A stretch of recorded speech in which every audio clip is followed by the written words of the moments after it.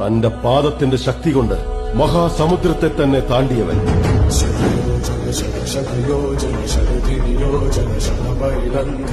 രാക്ഷസ സേനയെ തകർത്തെറിഞ്ഞ് രാവണന്റെ സിംഹാസനത്തെ തന്നെ തുറപ്പിച്ചവൻ.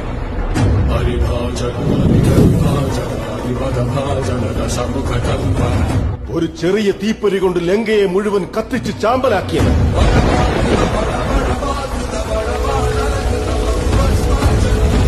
ത്രേതായുഗത്തിൽ ശ്രീരാമന് നിഴലായിരുന്നു.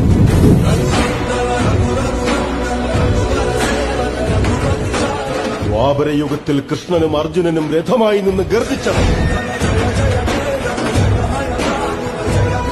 കലിയുഗത്തിൽ ധർമ്മത്തിനു വേണ്ടി പോരാടുന്ന ഓരോരുത്തരുടെയും കൂടെ നിൽക്കുന്നവൻ.